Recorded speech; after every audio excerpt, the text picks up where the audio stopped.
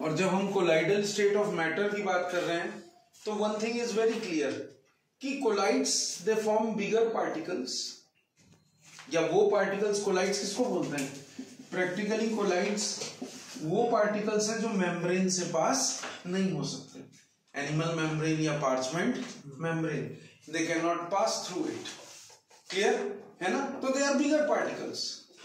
तो जब हम कोलाइडल स्टेट बोल रहे हैं, क्लियर, तो हम ये बोले कि it is in a colloidal state, the particles they are in a colloidal state, apart from saying कि इट इज क्रिस्टलाइड और it is a colloid, we can say that the particles they are in the colloidal state.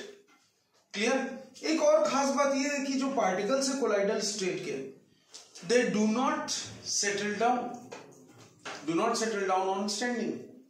लेकिन अगर सच में particles का size बड़ा है, अगर सच में पार्टिकल्स का साइज बड़ा है, तो अगर आप उसको छोड़ दोगे थोड़ी देर के लिए, ठीक है, तो वो थोड़ी देर के लिए तो पूरा मिक्स रहेंगे, ठीक है, यूनिफॉर्मली मिक्स रहेंगे, लेकिन आफ्टर सम टाइम वो क्या हो जाएंगे? वो नीचे आकर के सेटल डाउन हो जाएंगे, बैठ जाएंगे। क्लियर है ना? ये कब होगा? If the size of the particle, if the size of particle is larger in size, it is larger in size, तो वो नीचे आकर के सेटल डाउन हो जाएंगे। कहां हो जाएंगे? नीचे आकर सेटल डाउन हो जाएंगे। इस तरह के सॉल्यूशन को हम बोलते हैं suspension. What it is called as? This is commonly called as suspension. मतलब अगर आप इसको ऐसे पकड़ के सॉल्वेंट में हिलाओगे तो वो थोड़ी देर के लिए तो पूरा वाइडली डिस्ट्रीब्यूट रहेंगे, लेकिन अगर आप उसको स्टैंडिंग पोजीशन में छोड़ दोगे तो वो नीचे आकर के क्या हो जाएंगे? सेटल डाउन हो जाएंगे, and that is commonly called as suspension. अब अलग अलग पार्टिकल्स की अलग अलग साइज लिमिट भी है हमारे पास। अगर पार्टिकल्स की साइज लिमिट की अगर हम लोग बात करें तो पार्टिकल्स की साइज लिमिट कैसी आएगी? याद रखिए, ट्रू सॉल्यूशन जो पूरी तरीके से घुल जाते हैं, क्लियर, जिससे लाइट आर पार निकल सकती है, these two solutions, their size is less than 10 to the power -9 metre, जैसा मैंने बताया था 10 to the power -9 मीटर, और less than 1 nanometer. What it is less than? It is less than 1 nanometer. Then after we talk about the colloidal solution, next we talk about what? Next we will talk about the, जैसे मैंने आपको बताया था कि colloidal solution की अगर हम लोग बात करें तो this is the size of the true solution, it is less than 10 to the power 9 metre और 1 nanometer. Then after we will talk about what you rightly call as the colloidal solution, the size of the colloidal solution. If I talk about the size of the colloidal solution, अगर आप colloidal solution की बात करेंगे तो it is between 10 to the power 9 to 10 to the power -6 meter. So the size of the colloidal solution is between this particular dimension. And in the same way, suspension, if you have suspension, then obviously the size of the suspension is more than 10 to the power -6 meter. More than 10 to the power -6 meter. So that becomes the size of what you rightly call as suspension. Clear? तो एक noticeable चीज क्या है कि जो colloidal solution का जो size है वो किसके बीच में है? ट्रू सॉल्यूशन और सस्पेंशन के बीच में। So the size of the colloidal solution, Hindi में इसको कोलाइडी विलियन बोलते हैं, तो size of the colloidal solution is between the size of true solution and is between the size of the suspension. ये चीज याद रखेंगे। क्लियर? ट्रू सॉल्यूशन क्या है? वो सॉल्यूशन जो आपके पार्चमेंट मेम्ब्रेन या एनिमल मेम्ब्रेन या फिल्टर पेपर से पास हो सकता है। That is what you commonly call as true solution, जैसा मैंने आपको बताया था। जबकि कोलाइडल सॉल्यूशन जो है वो फिल्टर पेपर या पार्चमेंट मेम्ब्रेन से पास नहीं होगा, किसी से भी ये पास नहीं होगा। तो फाइनली एक बड़ी अच्छी सी डेफिनेशन हमारे सामने आ रही है, और वो क्या आ रही है कि कोलाइडल स्टेट ऑफ मैटर, एक कोलाइडल स्टेट मैटर का वो स्टेट है या वो अवस्था है। कोलाइडल स्टेट किसी भी मैटर का वो स्टेट या ये वो अवस्था है जिसमें जो पार्टिकल्स का साइज है वो किनके बीच में होगा? The size of the particle is between 1 to 1000 nanometre. इसके बीच में अगर आपके पार्टिकल का साइज आ रहा है तो वो आपका क्या हुआ, कोलाइडल सॉल्यूशन। क्लियर है ना? And they can pass through filter paper. Clear? तो what is a colloidal state? The size of the particle is this, it can pass through filter paper. याद रखेंगे, it can pass through filter paper but not animal membrane. It cannot pass through the parchment membrane or what you rightly call as animal membrane. तो colloidal state is the state जिसमें particles का जो size है वो 1 से लेकर के 1000 nanometre के बीच में होगा and they can pass through filter paper. Clear? They can pass through filter paper but they cannot pass through the animal membrane. Clear? तो बहुत सारे सब्सटेंसेस को हम इस तरीके से उसको हम कैटेगराइज करके ट्रांसफर कर सकते हैं। अब मैं आपको एक डिस्टिंक्शन बता रहा हूं between true solutions, colloidal solutions and suspension. 3 चीजों के बीच में हम डिस्टिंक्शन देखेंगे between true solution, colloidal solution and suspension. तो आइए वो कैरेक्टरिस्टिक देख लेते हैं। हम एक छोटा सा डिफरेंस ऑफ कॉलम बना लेते हैं थोड़ा सा, और इसके बेसिस पे हम लोग डिसाइड करके देखते हैं कि क्या डिस्टिंग्विशन। मेरे पास में सपोज ट्रू सॉल्यूशन है, suppose I have what you rightly call as true solution, then after I have the colloidal solution, then I have the colloidal solution, and finally I have the suspension. What I have is the suspension. So these are the 3 states: true solution, colloidal solution, as well as what you rightly call as suspension, which we will see about is the nature. अगर सबसे पहले हम लोग देखें तो nature की बात कर लेते हैं, और अगर आप नेचर की बात करेंगे, true solutions they are homogeneous in nature. Homogeneous मतलब आप उसके आर पार देख सकते हैं। आपने शक्कर को घोला, नमक को घोला पानी में, थोड़ी देर बाद आपने उसको मिक्स किया अच्छे से, आप उसके आर पार बड़ी आसानी से देख सकते हैं कि exactly it is the solutions. उसके एकदम ट्रांसपेरेंसी दिखेगी आपको, आप उसके आर पार देख सकते हैं। And that is the example of true solution, that they are homogeneous in nature. Hindi में इसको समांगी बोलते हैं। तो they are homogeneous in nature. लेकिन कोलाइडल सॉल्यूशन, अगर आप चौक का चूरा चूरा करके पानी में डाल दोगे तो आपको वो होमोजीनियस नहीं मिलेगा, आपको वो क्या मिलेगा, हेट्रोजीनियस। विषमांगी बोलते हैं इसको हिंदी में। तो these are commonly called as heterogeneous in nature the colloidal solution. Suspension भी हेट्रोजीनियस ही होता है, सस्पेंशन भी हेट्रोजीनियस होगा। पार्टिकल साइज मैंने आपको बताया था कि ट्रू सॉल्यूशन में it is less than 10 to the power minus 9 metre. It is less than 10 to the power minus 9 metre. लेकिन कोलाइडल में मैंने क्या बताया कि between 10 to the power 9 to between 10 to the power 6 होगा। ये चीज कोलाइडल में आपको देखने के लिए मिलेगी। लेकिन सस्पेंशन में कितना होगा, more than 10 to the power minus 6।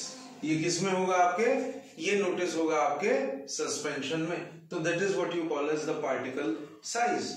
अगर फिल्ट्रेबिलिटी की बात करेंगे, क्लियर, तो यू विल फाइंड कि ये तो ऑर्डिनरी फिल्टर पेपर से पास हो सकते हैं।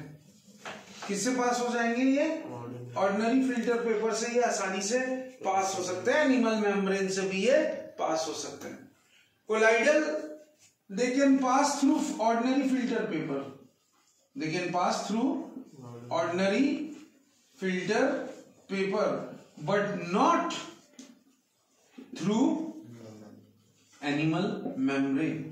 They cannot pass through what you rightly call as animal membrane. So these can pass through ordinary filter paper but they do not pass through the what you rightly call as animal membrane. What? The colloidal solutions. Clear?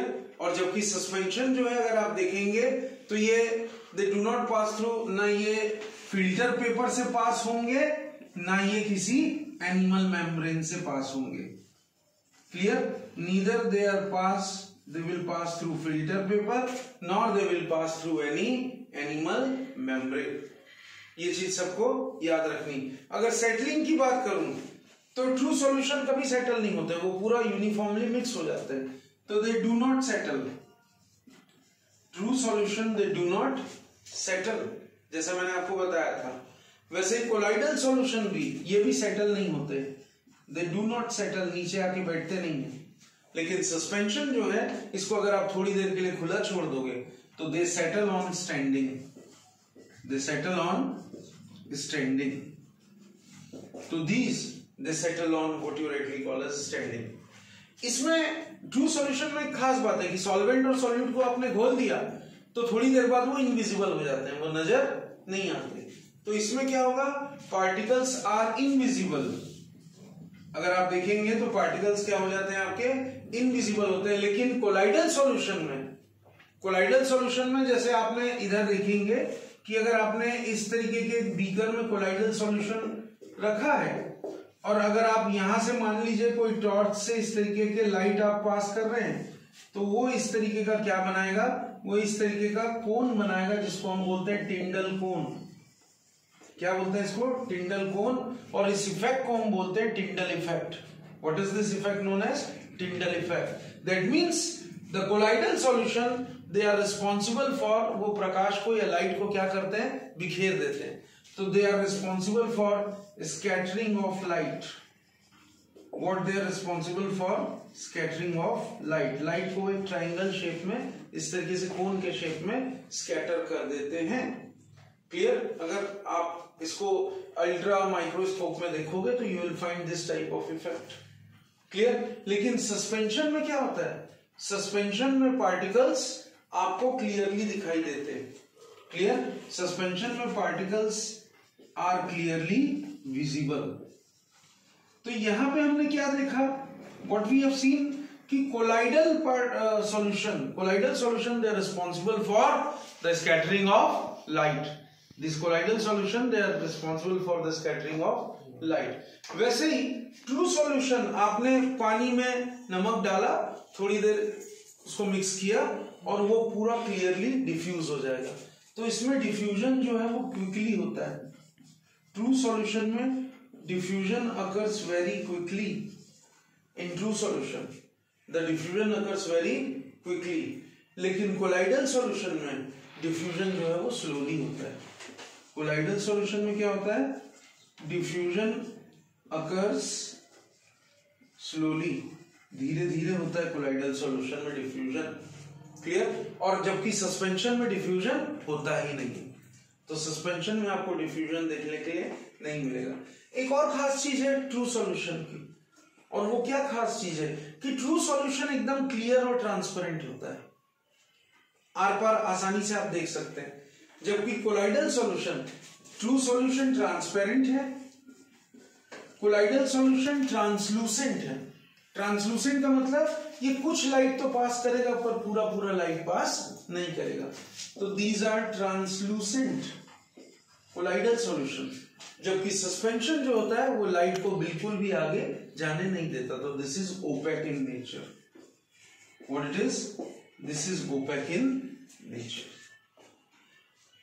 तो ये हमने distinction की बात करी किनके बीच में, between true solution, colloidal solution and suspension.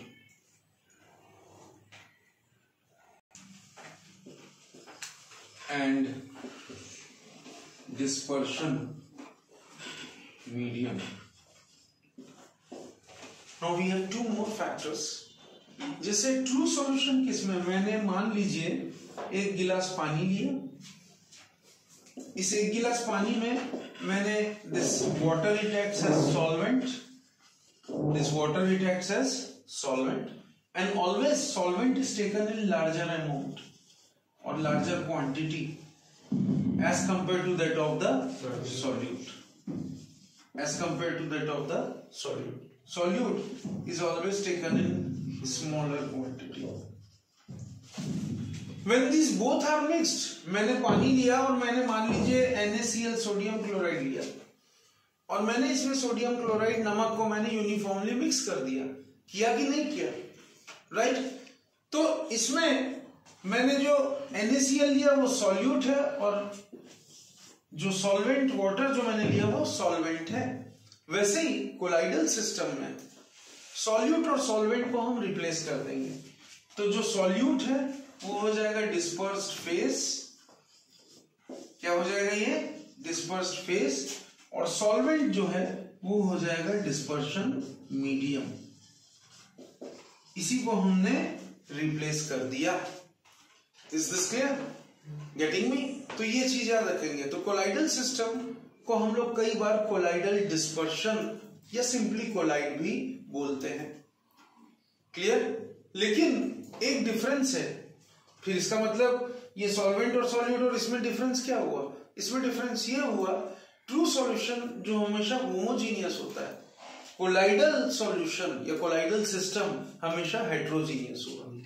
A colloidal system is always heterogeneous. What it is always heterogeneous. A colloidal system is always heterogeneous, and this heterogeneous phase or system has two phases, dispersed phase and dispersed medium.